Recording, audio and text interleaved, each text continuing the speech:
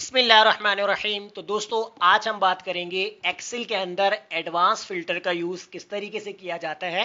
तो आज के टॉपिक में मैं आपको एडवांस फिल्टर को डायनेमिकली बताऊंगा कि आप डायनेमिक अपने डाटा को कैसे कर सकते हैं एडवांस फिल्टर के थ्रू। तो सबसे पहले हम यहाँ पर एक रिव्यू लेंगे जिसमें मैं आपको बताऊंगा कि एडवांस फिल्टर जो है वो किस तरीके से काम करता है, फिर हम अपने डाटा को जो है वो डायनेमिक में कन्वर्ट करेंगे। तो पहला काम आप यहाँ देख सकते हैं कि मेरे पास एक रिकॉर्ड है। इस रिकॉर्ड को मैंने जो है यहाँ पर एक खुद से एक सैंपल के तौर पे बना के रखा हुआ है। अब इस रिकॉर्ड को जो है वो आप as a advance filter use करेंगे। अब एडवांस फिल्टर के लिए आप चाहते हैं कि आपके पास जितने भी आइटम्स हैं, तो आप किसी स्पेसिफिक आइटम को यहाँ पर सर्च करवाकर उसका डाटा देखना चाहते हैं कि किस किस डेट को हमने जो है वो आइटम परचेज किया है, किस कंपनी का है और कौन से सेल्समैन है। तो जब आप यहाँ पर कोई भी एक डाटा जो है यहाँ पर लिख लेते हैं, जैसे मैं यहाँ पर माउस जो है वो सर्च करवाना चाहता हूं, तो मैंने यहां पर जो है वो माउस टाइप कर लिया है। अब बात करेंगे यहां पर एडवांस फिल्टर की। उसके लिए आपको डाटा वाले टैब में चले जाना है। सॉर्ट एंड फिल्टर का ऑप्शन होगा, यहां आपके पास है एडवांस, इसके ऊपर आपने क्लिक करना है। तो आपको करना क्या है, आपने यहां पर कॉपी टू एंदर लोकेशंस के ऊपर आपने क्लिक करना है। अब आपको ये जो सेल्स नजर आ रहे हैं, ये आपको ब्लैंक कर देने। अगर आप फर्स्ट टाइम यहां पर ओपन कर रहे हैं तो आपको यहां पर वो ब्लैंक सेल्स पहले से कुछ इसी तरीके से आपको नजर आएंगे। अगर आपके पास नजर नहीं आते, कुछ लिखा हुआ था, तो आप इस तरीके से इनको अरेज कर दीजिएगा। अब लिस्ट रेंज के अंदर आपको करना क्या है, आपने अपना ये वाला डाटा सेलेक्ट करना है। अब आप इसको माउस से भी सेलेक्ट कर सकते हैं और कीबोर्ड की शॉर्ट की से भी। कीबोर्ड की शॉर्ट की से कैसे करेंगे, आपने फर्स्ट सेल को सेलेक्ट करना है, उसके बाद कंट्रोल शिफ्ट को आपने होल्ड करके रखना है और राइट एरो की आपने प्रेस करनी है, तो ये राइट साइड की सिलेक्शन हो जाएगी। इसी तरीके से कंट्रोल शिफ्ट को होल्ड करके रखना है और डाउन एरो की जब आप प्रेस करेंगे तो नीचे जितना आपका डाटा होगा ये पूरा ऑटोमेटिकली जो है वो सेलेक्ट कर लेगा। फिर आप आएंगे यहां पर क्राइटेरिया रेंज पे। इस क्राइटेरिया रेंज के अंदर आपने क्लिक करना है और यहां आपने इस हेडिंग के साथ जो है वो एक नीचे वाली रॉ को सेलेक्ट कर लेना है।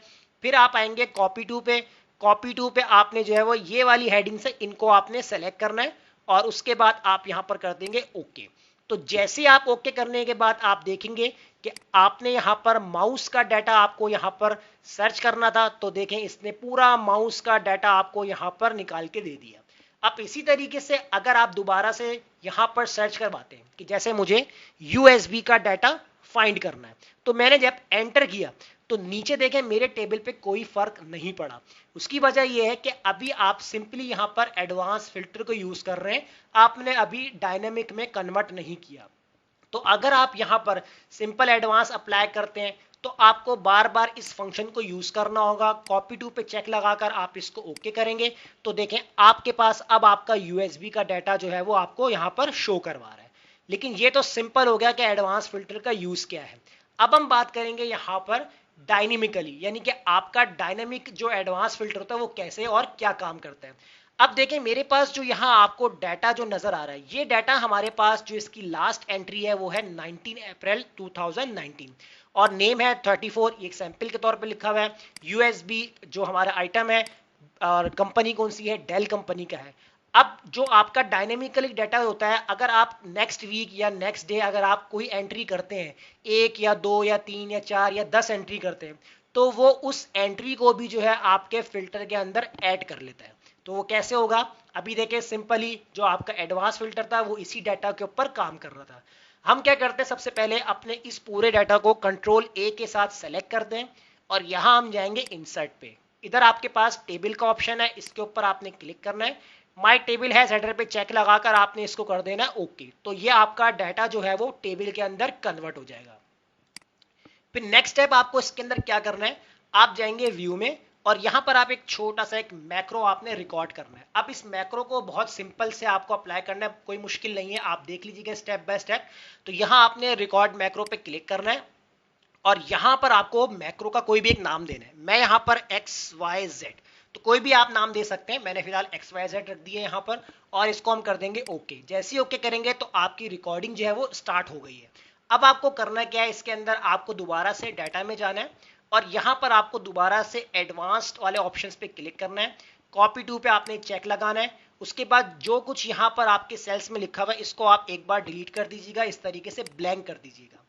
अब लिस्ट रेंज के अंदर आपको दोबारा से इस पूरे डाटा को सेलेक्ट करना है। तो कंट्रोल शिफ्ट के साथ राइट एरो, कंट्रोल शिफ्ट के साथ आप डाउन एरो सेलेक्ट करेंगे तो ये पूरी जो है लिस्ट आपकी यहाँ पर सेलेक्ट हो जाएगी। क्राइटेरिया के ऊपर आते हैं तो क्राइटेरिया के अंदर हम इस हेडिंग के साथ एक नीचे वाली रॉ सेलेक्ट कर लेंगे। कॉपी टू के अंदर जो है आपने इस वाली हेडिंग को सेलेक्ट कर लेना है, उसके बाद आप कर देंगे इसको ओके। जैसे ही ओके कर देंगे तो आपका यहाँ पर काम हो गया है। अब आपको करना क्या है, आप व्यू में जाएंगे, मैक्रोस पे जाकर आप कर देंगे स्टॉप रिकॉर्डिंग। स्टॉप रिकॉर्डिंग कर देंगे तो आपकी रिकॉर्डिंग यहां तक स्टॉप हो जाएगी। अब इसके बाद आपको जो है मैक्रो अप्लाई कैसे करना है, उसके लिए आप इंसर्ट पे जाकर एक शेप ड्रॉ करेंगे और एक शेप से जो है आप एक रेक्टेंगल बनाए या स्क्वायर बनाए, एक बटन जो है हम यहाँ पर क्रिएट कर लेते हैं।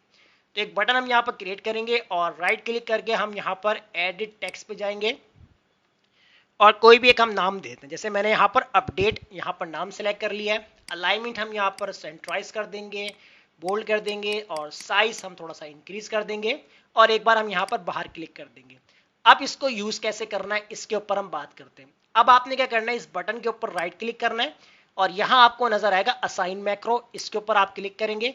अब देखें आपके पास स्टार्टिंग में जितने भी मैक्रोस बने हो, अभी मेरे पास एक ही बना हुआ है तो इसलिए आपको एक ही नजर आ रहा है। तो अगर आपके पास एक से ज्यादा हो तो जिस नाम से आपने मैक्रो बनाया होगा उस मैक्रो को आपने सेलेक्ट करना है, ओके कर देना। ओके कर देंगे, एक बार आप बाहर क्लिक कर दीजिए तो देखें यहां आपका काम हो गया। अब हम क्या करते हैं, यहां पर अपने आइटम्स को सेलेक्ट करते हैं। मैंने यहां पर एलईडी यहां पर राइट डाउन किया, उसके बाद बटन पे क्लिक किया तो देखिए मेरे पास एलईडी का रिकॉर्ड यहां पर नजर आ गया। अब अगर मैं यहां पर सेलेक्ट करता हूं प्रिंटर, एंटर करता हूं और अपडेट कर देता हूं तो देखिए प्रिंटर का रिकॉर्ड मेरे पास आ रहा है। इसी तरीके से अगर मैं यहां पर माउस लिखता हूं, एंटर करता हूं और यहां पर आकर अपडेट करता हूं तो देखिए मेरे पास माउस का रिकॉर्ड भी आ गया। तो ये हो गया हमारा क्या काम, डायनेमिकली, यानी एडवांस फिल्टर को आप एज अ डायनेमिकली बना सकते हैं। अब लास्ट जो हमने यहां पर डिस्कस करना है कि अब देखिए आपके पास जो लास्ट एंट्री है, अगर मैं यहां पर एक एंट्री बढ़ा देता हूं, जैसे मैंने यहां पर 20 जून कर दिया और यहां पर 2023 कर दिया और यहां पर सैंपल के तौर पर मैं लिखा नेम 35, उसके बाद यहां पर मैं टाइप कर लेता हूं स्कैनर और कौन सी कंपनी का है ये मैं लिख लेता हूं, यहां पर एचपी का है। अब देखिए मैंने अभी एक एंट्री एक्स्ट्रा की है यहां पर। अब अगर मैं अपने डायनेमिकली डाटा में जाकर जो है वो स्कैनर को सर्च करवाता हूं और एंटर करता हूं और अब मैं यहां पर इसको अपडेट करता हूं तो देखें मेरे पास क्या हुआ कि मैंने जब अपने डाटा में एक्स्ट्रा एंट्री जब मैंने की है तो देखें उस एंट्री को भी यहां पर शो करवा रहा है। तो ये आपका डायनेमिकली रिकॉर्ड होता है कि आपका जो डाटा होता है वो फिक्स नहीं होता। अगर आप इसके अंदर नेक्स्ट डे या नेक्स्ट वीक जितनी भी एंट्री अगर आप बढ़ा देते हैं तो वो सारी एंट्री जो है वो आपके फिल्टर्स के अंदर ऐड हो जाती हैं। तो आपको बार बार जो है वो एडवांस फिल्टर को यूज नहीं करना पड़ता, जस्ट आप यहाँ पर टाइप करेंगे और अपने टेबल को अपडेट कराएंगे तो जितना डाटा आपने अपडेट किया होगा आप सर्च करवाना चाहेंगे तो वो इजीली आपको यहाँ पर सर्च करके दे देगा। तो ये था हमारा आज का टॉपिक के एडवांस फिल्टर डायनेमिकली कैसे बनाया जाता है, वो मैंने आपको आज की क्लास में बताया। तो उम्मीद करता हूँ आज का टॉपिक आपको जरूर समझ में आ गया होगा। अगर वीडियो अच्छी लगी लाइक कीजिए, फ्रेंड्स में शेयर कीजिए और हमारे चैनल को सब्सक्राइब करना मत भूलिएगा। मिलते हैं नेक्स्ट वीडियो में, शुक्रिया।